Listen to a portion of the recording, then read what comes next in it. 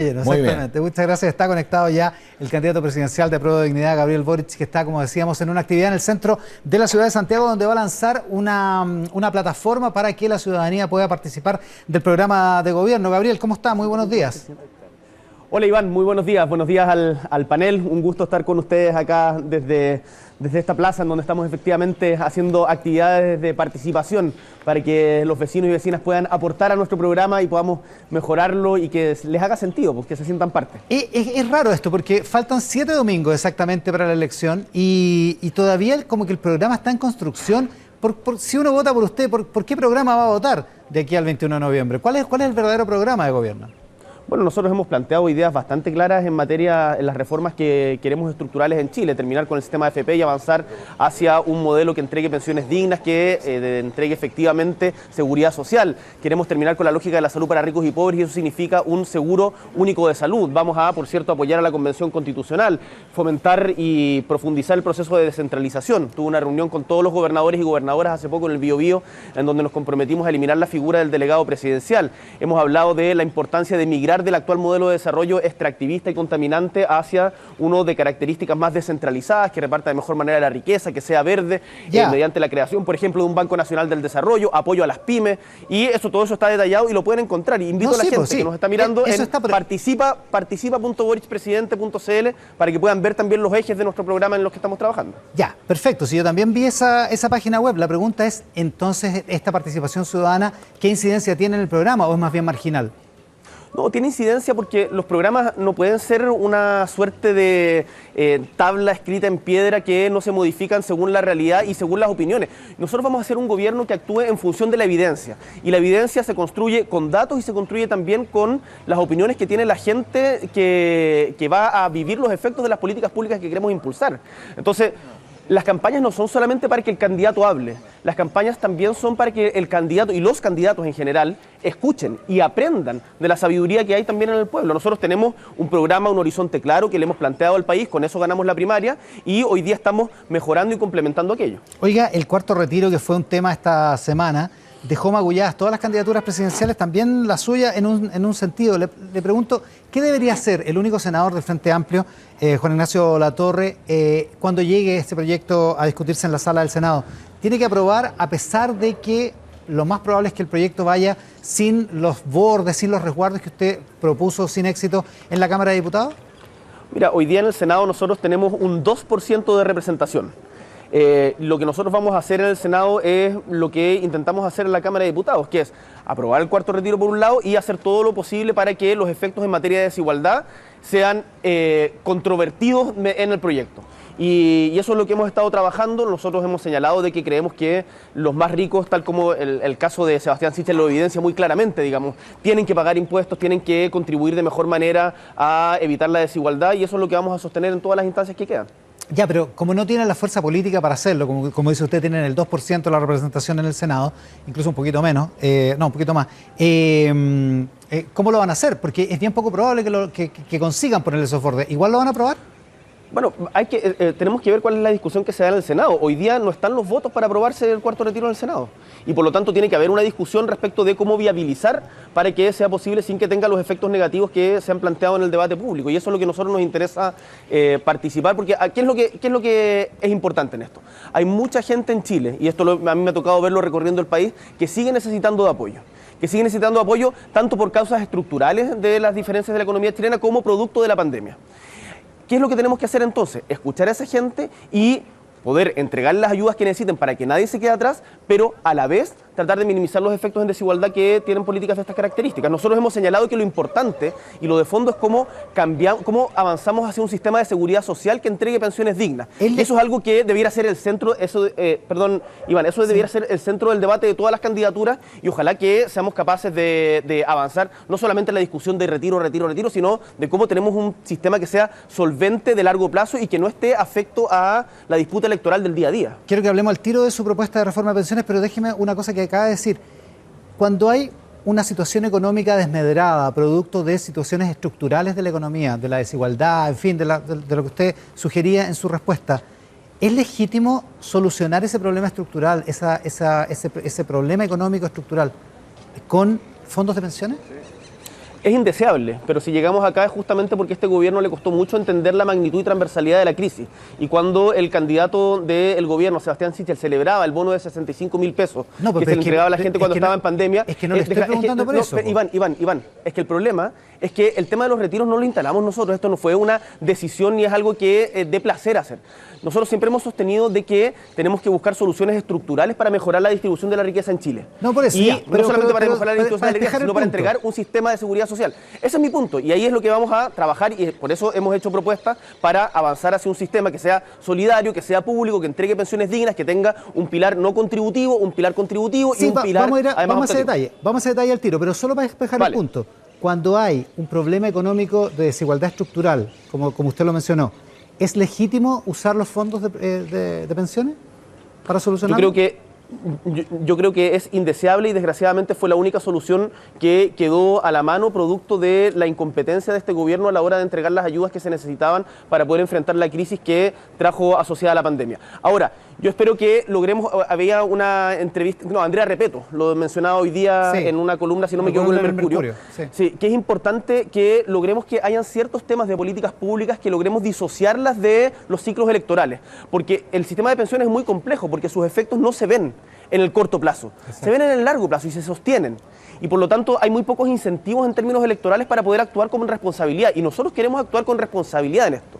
Y por eso me parece que todas las candidaturas debiéramos tener presente de que lo importante es construir un sistema de seguridad social que hoy día en Chile no existe, porque el sistema de capitalización individual con el negocio de la AFP no es aquello, no ha dado resultados y que ojalá logremos avanzar en esa dirección. Usted propone en su programa un sistema mixto de pensiones, una pensión básica universal.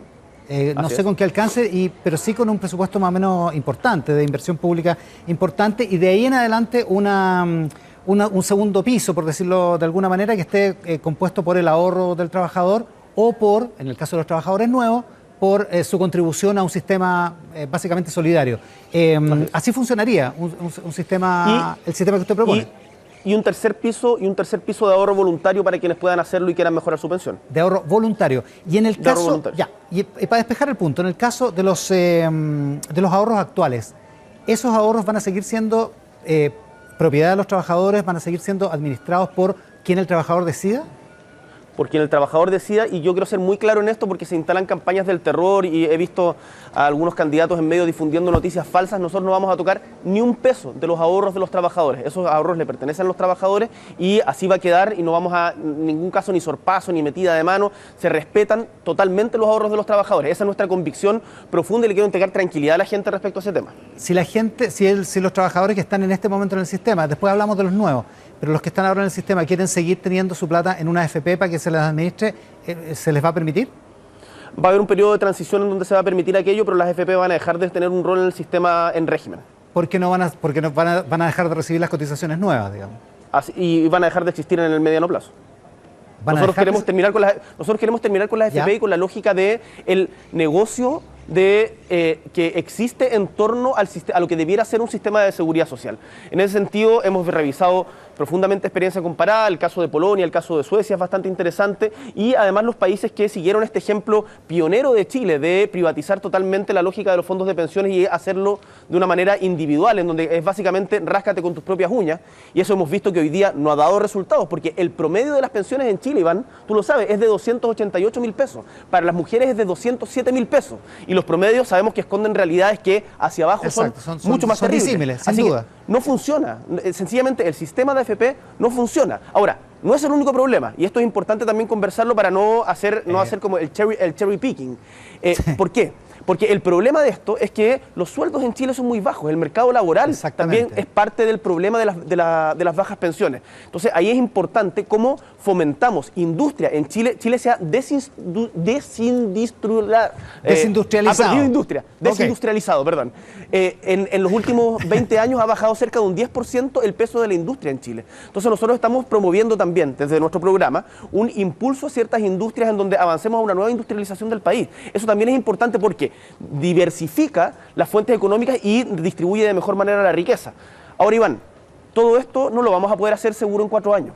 los cambios no son de la noche a la mañana y por eso yo también le quiero transmitir a la gente que en esto tenemos que actuar con responsabilidad. Vamos a avanzar en un cambio de camino, sin perder lo que se ha avanzado, mejorando de manera estructural los problemas que tenemos hoy día en la economía y la desigualdad chilena, pero con un plazo en un camino responsable en donde nadie se quede atrás. Y con una ruta de destino claro, digamos. Ahora, la pregunta es, las cotizaciones nuevas, desde que esto empieza a funcionar, este sistema nuevo, desde que empieza a funcionar en adelante, para trabajadores nuevos y antiguos, ¿la nueva cotización va a ir a un ente público y con un sistema solidario? Así es. Ese es el objetivo. Mira, las discusiones paramétricas específicas, nosotros estamos abiertos a discutirlas en sus detalles, tanto con técnicos como en función de las opiniones de la ciudadanía. Pero lo que nos interesa decir es que se requiere incluir elementos de solidaridad en el actual sistema de pensiones porque sencillamente el sálvate con tus propias uñas, ráscate con tus propias uñas, no sirve. Sencillamente profundiza la desigualdad. ¿Podría ser que no el 100% de esa nueva cotización vaya al sistema solidario? Que haya un componente individual, por decirlo así. La gran mayoría, lo que me interesa afirmar es que la gran mayoría de las y los trabajadores que hoy día cotizan van a tener mejores pensiones con el sistema que estamos proponiendo hoy día, tanto por una mejor inversión del Estado, un apoyo mayor en el pilar no contributivo, como por una mejor distribución del pilar contributivo. Se lo pregunto porque Diego Pardo, que es uno de sus asesores principales, decía, me parece que el viernes en CNN, que la nueva cotización o este porcentaje extra de cotización ya no sería más propiedad del trabajador. No, eso es una entrevista antigua, ¿no? Que la sacaron el viernes a propósito, y era respecto a un ejemplo, como las clásicas que te sacan de contexto una parte ante la pregunta de un periodista respecto a un ejemplo específico de un trabajador en la transición. Pero no siempre va a haber un reconocimiento del ahorro de los trabajadores. O sea, mientras más ahorras, evidentemente tu pensión va a ser mejor. Un reconocimiento por la vía de cuentas nacionales, que es lo que habitualmente se usa. Pero las cuentas nacionales significa que dejan de ser propiedad del trabajador, entonces. La cotización significa que pasamos hacia un modelo solidario en donde hay una solidaridad intergeneracional e intrageneracional y en donde además hay criterios Iván, hay criterios de inversión que también van apuntalando la economía. No, de acuerdo, sí, o sea, yo entiendo lo que me está diciendo, pero, pero parte de la base de que el 18% de cotizaciones, porque eso es lo que usted propone, aumentar hasta un 18%, no es propiedad del trabajador, desde que el sistema entra en régimen hacia adelante.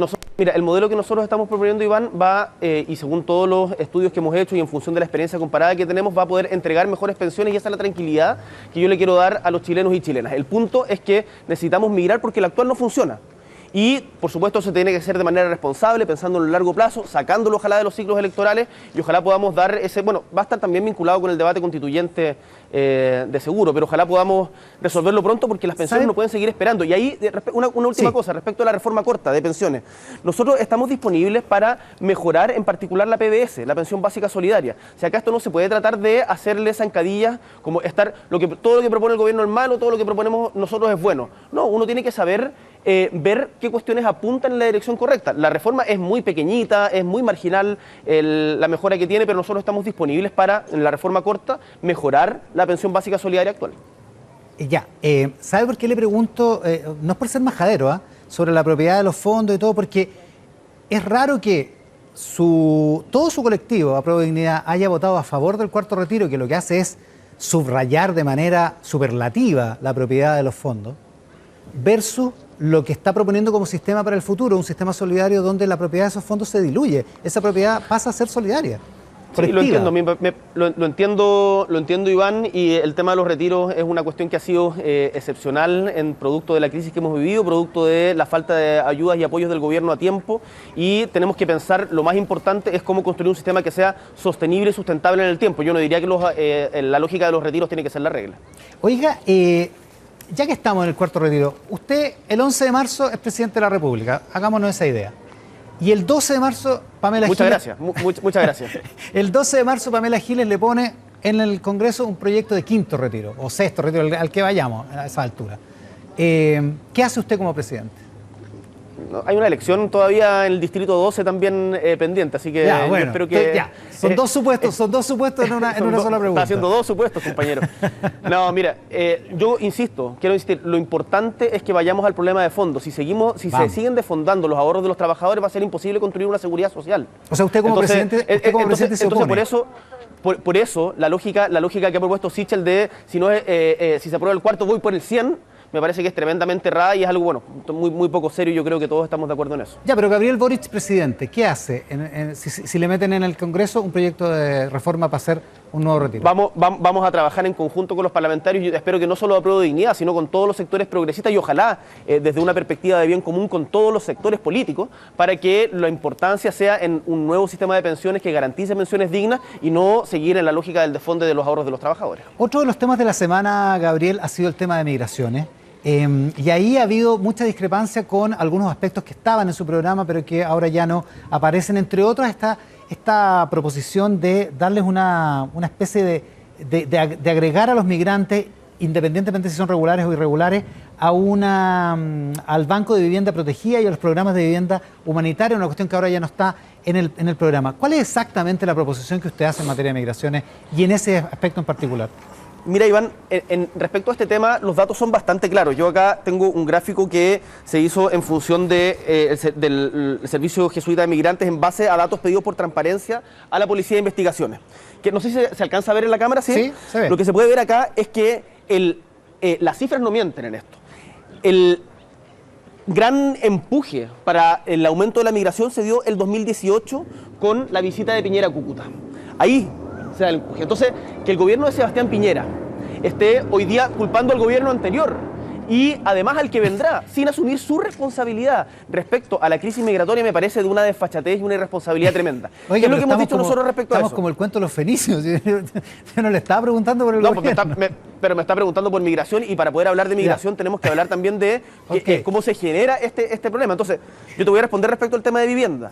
Pero me importa también decir de que este es un problema que tenemos que resolver regionalmente en América Latina. Tal como lo hizo la Unión Europea, nosotros también debiéramos tener la capacidad de hacer algo parecido, en donde establezcamos cuotas para poder recibir migrantes en función de las crisis que se han dado tanto en Haití, en Colombia o en Venezuela. El éxodo en Venezuela es brutal, son 5,6 millones de venezolanos. Eso es una cuestión que es la segunda migración más grande después de la guerra en Siria. Entonces, eso no es algo que se pueda hacer cargo cada uno individualmente como país.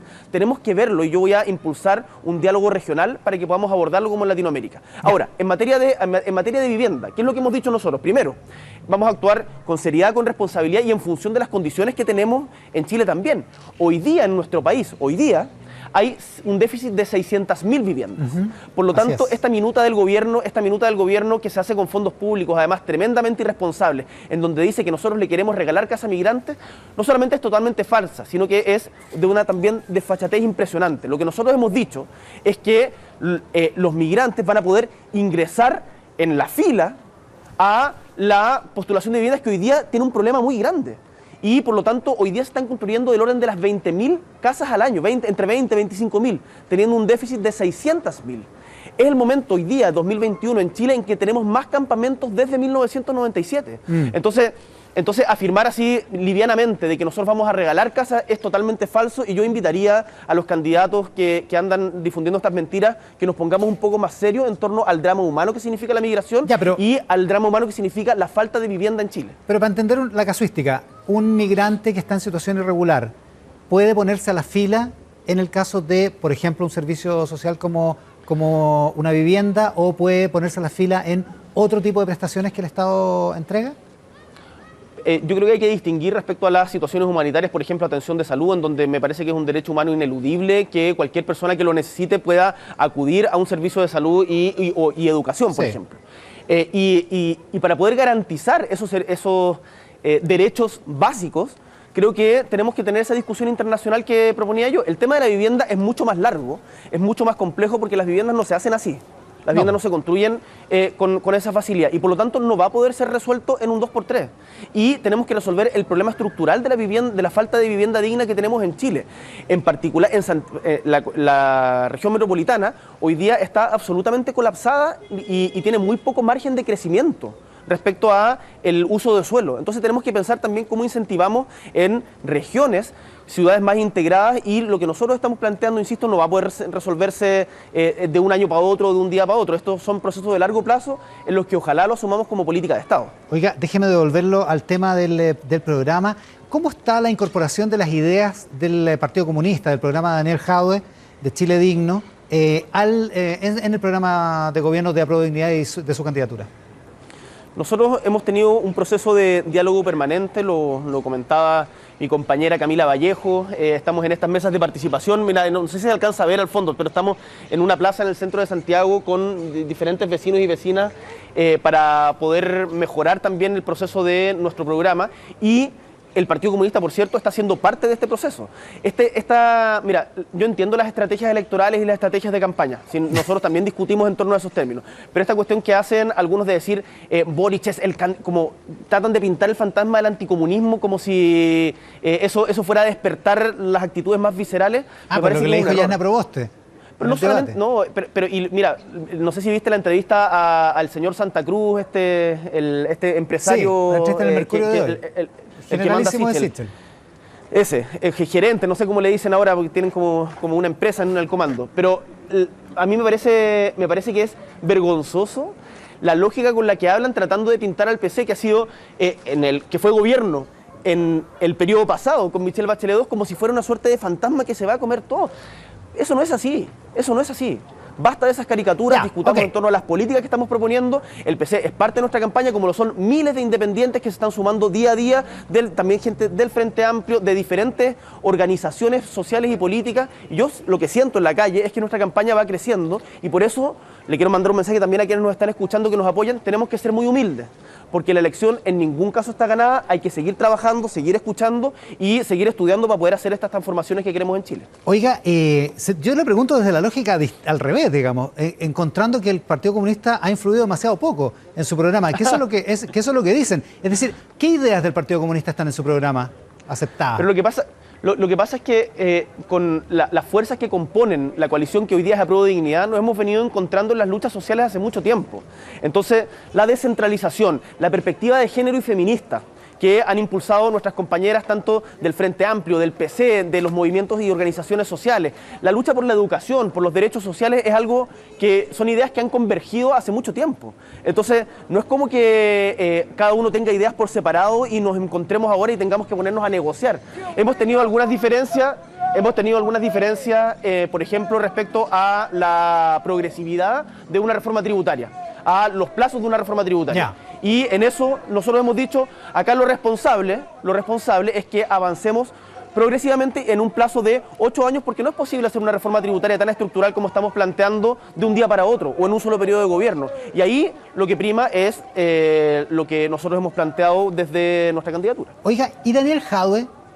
Como que nunca más apareció en su candidatura. ¿Se quebró algo después de la primaria con Jadwe? No, de hecho nos vamos a juntar con Daniel esta semana, vamos a tomar un café en Recoleta para conversar cómo puede aportar también en la campaña, y la gente las más de 700.000 personas que se sintieron convocadas por lo que representó el proyecto de Daniel, también se sumen. Bueno, y hemos visto como acá en el comando, en el equipo de territorio, no sé, tengo a Paul Flores, está por ahí la Camila, la Carol, Irací, he conversado mucho con Guillermo, y hay mucha gente que está participando. Y con Daniel me voy a juntar esta semana. Él, razonablemente, y yo esperaría poder hacer lo mismo en algún momento, se tomó un periodo de vacaciones y de descanso, y ahora no me cabe ninguna duda que va a jugar un rol importante también. Oiga, lo último, lo conversábamos también con José Antonio Kast, que estuvo en el primer bloque del programa. Tenemos un adelanto de la encuesta Pulso Ciudadano, que se publica en las próximas horas. Entiendo que mañana se publica completa, pero tenemos un adelanto. No la he visto. Ah, no, pues si no la... No la he visto.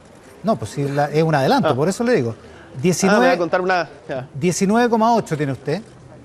José Antonio Kast 14, Sebastián Sichel 12,5, Yasna Proboste 8,6 y de ahí para abajo. ¿Cómo lo ves?